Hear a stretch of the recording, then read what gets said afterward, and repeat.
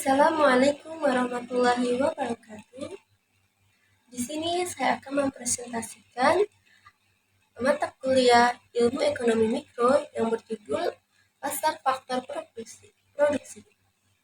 Sebelumnya, perkenalkan, nama saya Leni Setiawati dengan NPM 2341123, jurusan Manajemen kelas 23C. Faktor-faktor produksi utama melibatkan tanah, tenaga kerja, modal, dan manajemen.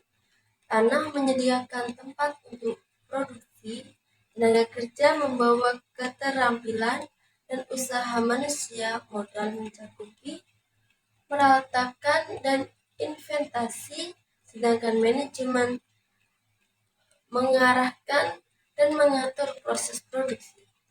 Faktor-faktor ini saling berinteraksi untuk menciptakan output dalam kegiatan produksi. Faktor produksi dibagi menjadi 4 jenis. Yang pertama, tanah.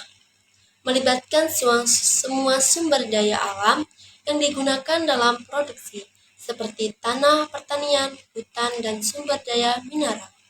Yang kedua, tenaga kerja. Melibatkan upaya fisik dan mental yang dilakukan oleh manusia dalam proses produksi. Yang ketiga, modal. Merujuk pada semua sumber daya fisik dan finansial yang digunakan dalam produksi, termasuk mesin, peralatan, dan uang. Dan yang keempat, manajemen. Melibatkan peran pengusaha atau manajemen yang mengorganisir faktor-faktor lainnya untuk menciptakan produk atau layanan. Interaksi yang baik antara keempat faktor ini diperlukan untuk mencapai efisiensi dan produktivitas dalam kegiatan produksi. Pasar faktor produksi memiliki manfaat penting dalam perekonomian, antara lain distribusi sumber daya. Pasar faktor produksi memungkinkan distribusi efisien dari sumber daya ekonomi, seperti tenaga kerja, tanah, modal, dan keterampilan. Hal ini membantu memastikan bahwa setiap faktor produksi digunakan secara optimal. Yang kedua, penyesuaian harga. Pasar faktor produksi membantu menentukan harga bagi faktor-faktor produksi, seperti upah untuk tenaga kerja atau sewa tanah. Penyesuaian harga ini mencerminkan permintaan dan penawaran di pasar, memastikan alokasi yang efisien dari faktor-faktor produksi. Yang ketiga, inovasi dan investasi.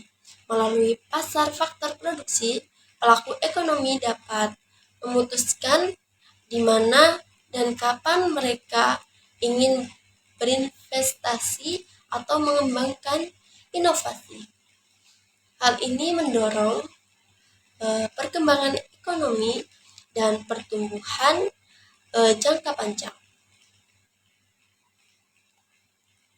Pengembangan keterampilan. Pasar faktor produksi memberikan insentif bagi individu untuk mengembangkan keterampilan dan pendidikan mereka agar lebih sesuai dengan ketentuan pasar.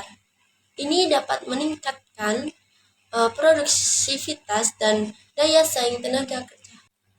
Peningkatan efisiensi produksi. Dengan adanya pasar faktor produksi, perusahaan dapat mencari sumber daya dengan biaya terendah, meningkatkan efisiensi produksi, dan mengoptimalkan keuntungan. Mobilitas faktor produksi. Pasar faktor produksi memfasilitasi perpindahan faktor produksi dari satu sektor atau wilayah ke sektor atau wilayah lain yang lebih memerlukan. Hal ini mendukung fleksibilitas dan adaptasi ekonomi terhadap perubahan permintaan. Penting untuk menjaga keseimbangan dan keadilan dalam distribusi manfaat pasar faktor produksi, agar perekonomian dapat berfungsi secara inklusif dan berkelanjutan. Sekian video dari saya, kurang lebihnya saya mohon maaf kepada Allah, saya mohon ampun. Saya akhiri, wallahul muwaffiq ila aqwamit thoriq. Wassalamualaikum warahmatullahi wabarakatuh.